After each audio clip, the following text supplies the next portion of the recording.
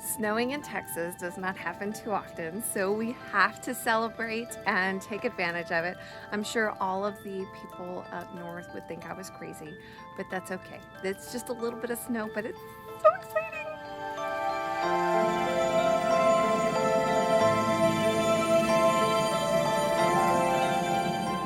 My name is Paige, and I'm on a mission to get out of debt and become a millionaire.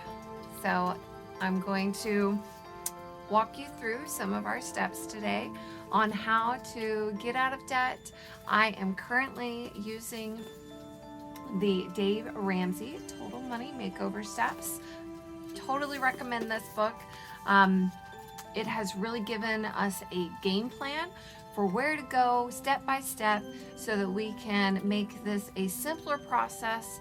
We began our journey with over $250,000 in debt, and we are now on the process of really accomplishing some goals.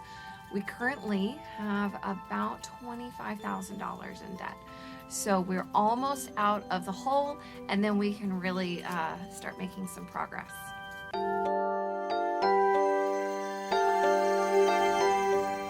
Step 1 in the Total Money Makeover is to set aside a $1,000 emergency fund.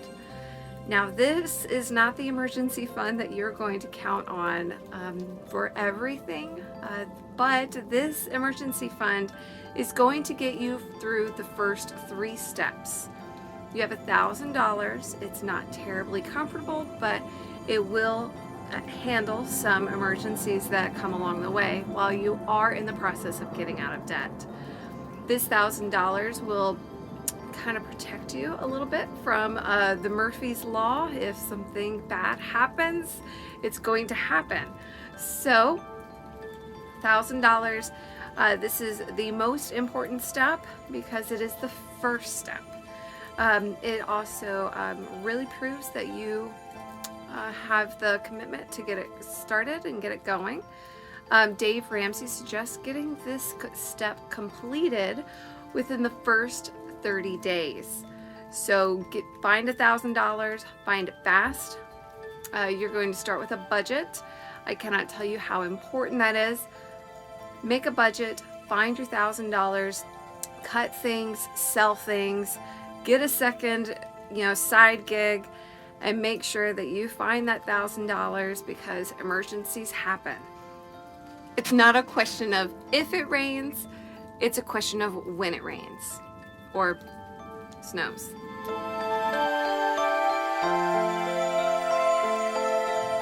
Baby step 2 is your debt snowball.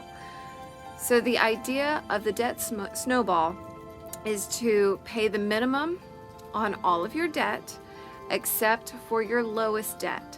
And you're going to pile everything that you have onto the smallest debt that you have. So if you have a small loan, take care of that first. And then once you pay that off, you're going to take that payment and then put it on the next one.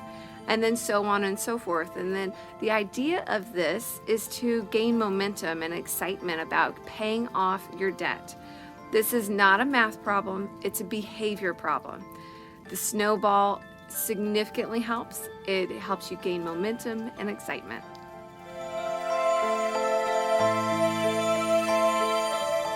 Step 3 is going to be about getting your larger emergency fund together.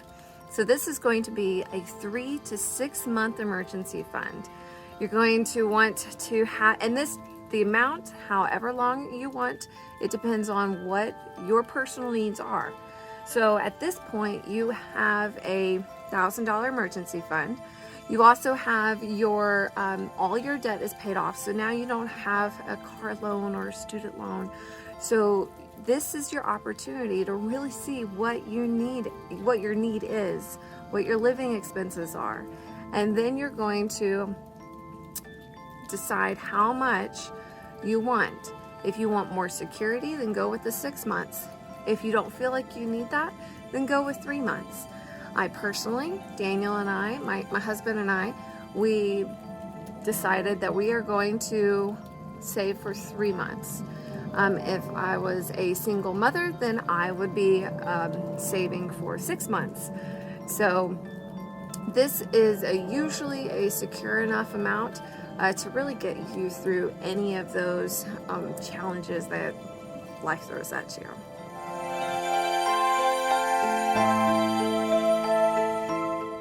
Your first 3 steps you're going to do as quickly as possible. You want to have some intensity behind these, because it's totally important. You have an emergency, you have a backup, you get out of debt, and then you have your long-term emergency plan in place. So once you have that, you can now look towards the future. Look at your retirement. That 15% of your income is going to go towards retirement. Usually your employer retirement, or set up a Roth IRA.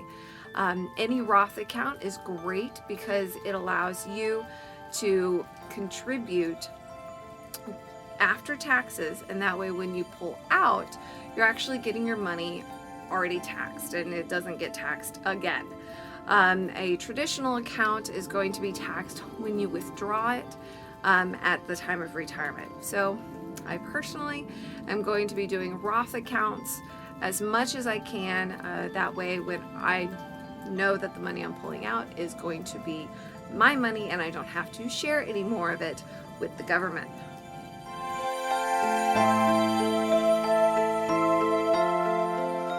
Baby step number 5.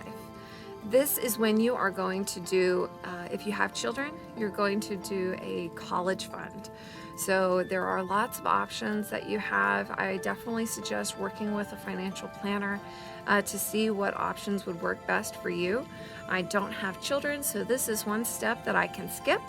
However, I do have, family members that definitely would need to take advantage of this.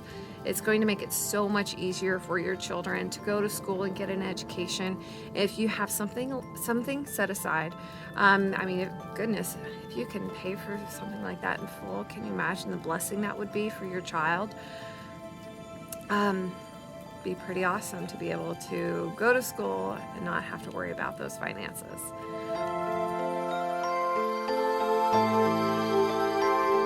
All right, baby step 6 is about paying down your mortgage. That's why you're only putting 15% towards retirement, so that you can then put some money towards your child's college fund and pay off your mortgage. So your mortgage, when you retire, you don't want to have a mortgage payment.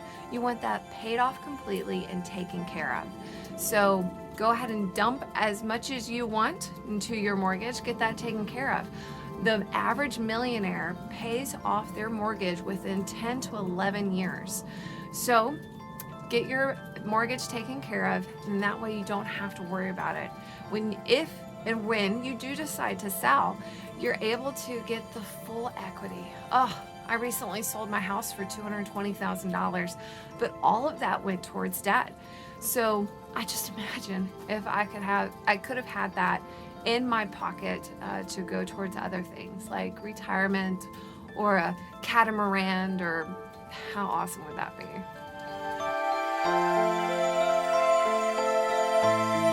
You're going to do baby steps 4, 5, and 6 at the same time. Baby steps 1, 2, and 3 you do consecutively. So you do baby step 1, focus on getting your emergency fund. Baby step 2, take care of all of your student loans, all the debt that you have, credit cards, take care of it. Then you go to baby step 3, which is going to be your 3 to 6 month emergency fund. Do those 1, 2, 3, and then you will tackle baby steps 4, 5, and 6 at the same time. You don't have to be as gazelle intense. Enjoy life, have some balance. Then, once you complete that, it is pure wealth building. And then, of course, once you're able to focus on wealth building, you can also focus on giving generously, which is what I'm really looking forward to. Now, you're probably wondering if this is hard. Yes, this can be a huge challenge, not just for me, but for anybody. And you can do this. it will take a different amount of time depending on how large your shovel is. Now, if you have a small shovel, you have like a little teaspoon where you're putting into your emergency fund or you're paying off your debt, focus on having more streams of income. Find a side gig, do multiple side gigs, learn a new skill. These are ways that you can increase your income and then help build a bigger shovel. That's one of the reasons why we sold our house, is because that's a big shovel. That's a way for us to make huge leaps and bounds of success. So huge improvements with a bigger shovel. It's hard, but it's worth it.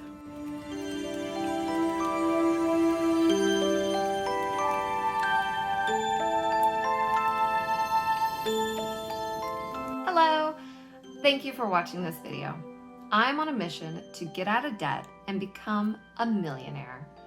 I'm going to keep making these videos to keep me focused and you inspired. So go ahead and like and subscribe. You know the drill.